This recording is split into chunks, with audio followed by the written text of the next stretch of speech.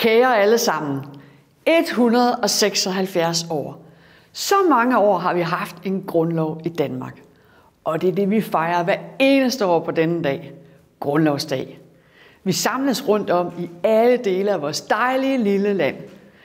Og det dufter jo af den tidlige sommer, hvor alting er sprunget ud. Jeg elsker, når naturen skyder brystet frem og strutter grønt og frodigt. Det er så livsbekræftende. Og så taler vi om det, der er allervigtigst, nemlig vores fædreland, vores frihed og det demokrati, vi skal passe så uendelig godt på. Det er ikke bare en tom frase, når alle vores grundlovstaler handler om, at vi aldrig må tage frihed og demokrati for givet. Vi har til alle tider skulle værne om det, men det er som om, at det er blevet mere påtrængende, for der sker noget i verden, som bekymrer mig, og som jeg tror bekymrer os alle sammen. For mig kan det illustreres med 2 datoer. 11. september 2001. 2 fly flyver direkte ind i World Trade Center i New York. Vi tænder alle for vores tv, og uvirkelige billeder af støv og død og rædsel, det printer sig ind i vores nethinder for evigt. Jeg får stadig kuldegysninger, når jeg tænker på de desperate mennesker, der måtte springe i døden fra de kollapsende højhuse. Højhuse, som de få minutter forinden blot havde set som deres arbejdsplads. Det forandrede verden, og terroren rammer direkte ind i den frie verden den dag. Tryghed bliver afløst af frygt. Tillid bliver vekslet til kontrol og overvågning. Men Vesten rykker også tættere sammen mod fjenden og truslen fra mørke kræfter. 20 år senere, 6. januar 2021. Igen tænder vi vores tv og kigger på vores skærme. Igen i chok. Vrede mænd og kvinder, de stormer den amerikanske kongres. Flag bliver brugt som våben, vinduer bliver knust, og folkevalgte må flygte for deres liv. Det er ikke kun en bygning, der bliver angrebet. Det er faktisk selve demokratiet. Men forskellen fra 11. september er, at her er det ikke fjenden udefra. Det er amerikanerne selv, der angriber deres eget demokrati. Det var en uhyggelig påmindelse om, hvor skrøbelig retsstaten og demokratiet er. Hvor hurtigt vi kan bryde noget ned, der er bygget op gennem generationer. Det var også et varsel om, at det ikke kun er terrorister fra Mellemøsten, der truer os, men også os selv. Det er svært at se det anderledes, end at stormen på kongressen var opildnet af Trump. Han ville ikke anerkende demokratiets spilleregler, og han fik lov til at fremføre synspunktet, fordi tilliden til de institutioner, som vi normalt sætter vores lid til, altså retsvæsenet og politiet og den frie presse, er i frit fald. Vi fik alle en opvågning. De 4 år, der fulgte, gav os håbet om, at den regelbaserede verdensorden var tilbage. Men sådan gik det bare ikke. Vi må aldrig tage vores frihed, sikkerhed og rettigheder for givet. Ronald Reagan sagde, at frihed altid kun er en enkelt generation fra at uddø.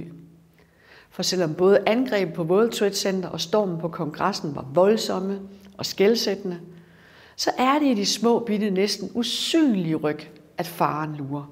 I USA er Trump jo som bekendt kommet til magten igen. Han er en præsident med et demokratisk mandat for vælgerne.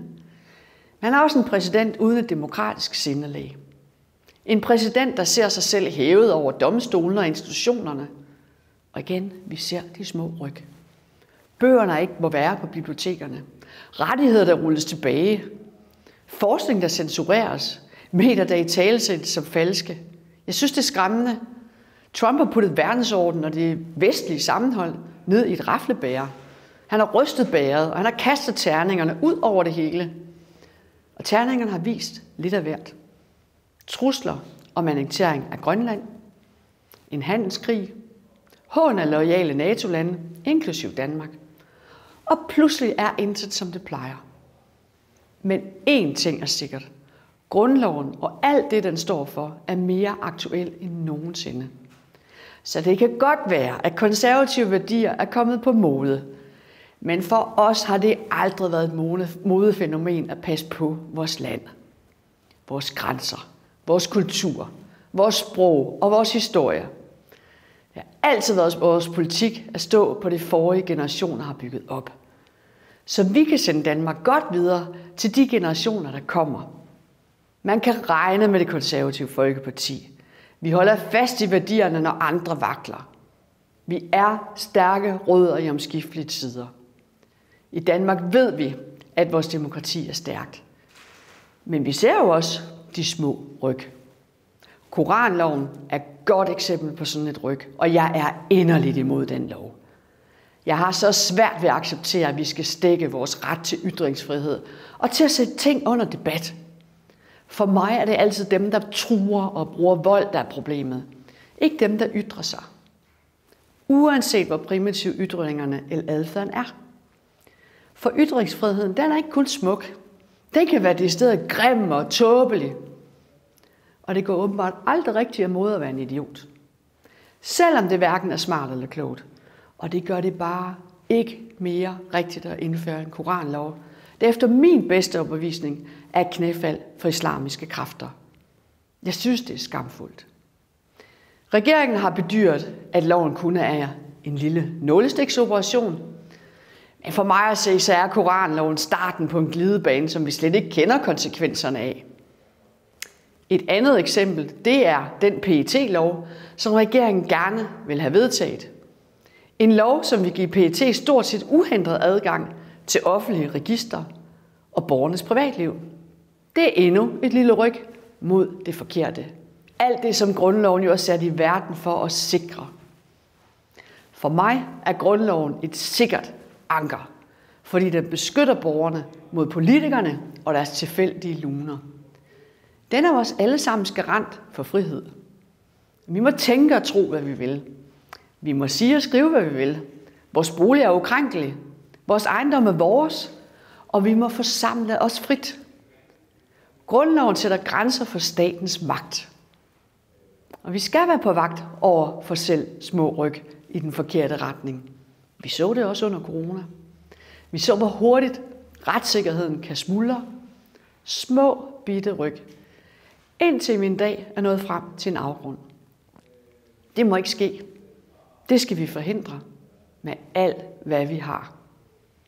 Mange politikere turnerer lige nu med, at vi har brug for national åndelig oprustning. Men helt ærligt, åndelig oprustning, det er altså ikke noget, vi lige vedtager hen over en sommerferie. Demokrati kræver, at alle deltager. Og en åndelig oprustning, det er noget, man lærer gennem generationer. Vi har været naive i Europa. Vi har købt billige varer i Kina. Vi har købt billig energi i Rusland. Og vi har købt billig beskyttelse fra USA. Nu er frikvarteret forbi. Klokken har for længst ringet ind.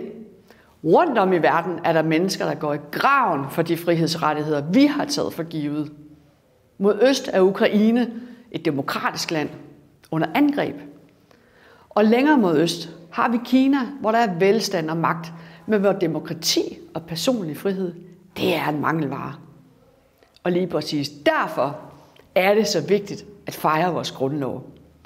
For mig er det den vigtigste politiske dag overhovedet. Især hvis vi bliver ved med at arbejde og kæmpe for, at det, den står for, hele tiden er aktuelt. At vores demokrati og frihed aldrig går af mode eller bliver en selvfølge. At vi ikke lader os rive med af folkestrømninger eller lader angsten for fremmede kræfter æde sig ind på vores ytringsfrihed. For hvad er det, vi vil markere? Stå fælles om. Er det vigtigt for alle, eller er det kun vigtigt for nogen? Ved skoleeleverne, hvad vi fejrer? Tager vi det hele for givet? For det konservative Folkeparti er det indholdet, der tæller. Ikke paroler, ikke mode, ikke hvad der lige er opportunt. Og det handler heller ikke om blå eller rød. Det handler om ansvarlighed, om at turde stå fast, også når det ikke er populært. Gennem tiden er vi i det konservative Folkeparti ofte blevet kaldt gammeldags, når vi insisterede på, at vi skal have et stærkt forsvar. Det har ikke været på mode at tale om krudt og kugler, for hvem i alverden skulle dog alligevel angribe os. Vi havde jo USA, der nok skulle komme i ilden og beskytte os. Så pengene blev år efter år taget fra forsvaret, indtil skimmelsvampen drev ned ad væggene på kasernerne, og soldater måtte råbe bang, når de gik på øvelse, fordi der ikke var penge til ægte krudt. Alt imens voksede og voksede velfærdsstaten. Det var fede fredstider, var det. Og de der konservative tosser, de var da helt galt afmarcheret, når de blev ved med at tale om det forsvar. Vi har også været med i forlig og aftaler, som ikke var ambitiøse nok. Men vi har også stået meget alene med budskabet om, at et forsvar til alle tider bør være beredt og stærkt. Lige indtil nu. Det uforudsigelige er nemlig sket, og lige præcis derfor, man også skal pleje og styrke forsvaret i de festlige fredstider. Du kan heller ikke vente med at tegne en forsikring til efter skaden er sket. Trusselsvurderingen er ikke til at tage fejl af. Forsvarets efterretningstjeneste har vurderet, at russerne kan være klar til storskalakrig inden for 5 år. Det er noget, vi skal tage meget alvorligt. Og det er paradoksalt nok sådan, at jo stærkere forsvar, des mindre risiko for, at det nogensinde kommer i brug.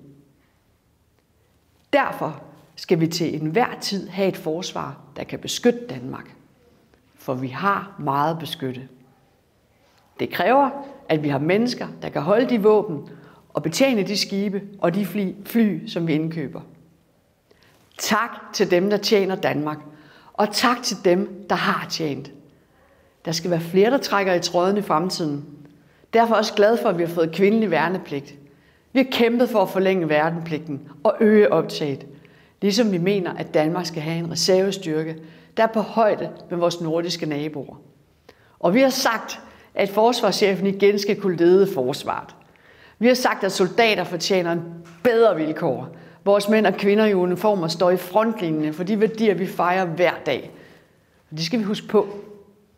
Det Konservative Folkeparti, det er forsvarets parti. Fordi vi står vagt om danske værdier, og fordi vi mener, at Danmark er værd at beskytte. Grundlovsdag, det er en festdag for vores fædreland. Det er en glædens dag, men den bør også være en kampdag. Fordi vi hver dag skal kæmpe for vores demokrati og vores frihed, vores rettigheder. Og for at forhindre de her små bitte ryg, der kan føre os det forkerte sted hen. Vi skal tale med hinanden om, hvorfor det er vigtigt. Vi skal undervise i det i skolen. Vi skal skrive om det. Vi skal igen og igen udfordre hinanden på, hvorfor vi har en grundlov, og hvad den betyder for os. Det skal være en ambition, at børn og unge er mindst lige så interesserede i indholdet i grundloven, som de er i intrigerne i Paradise Hotel eller datingprogrammet Bachelorette.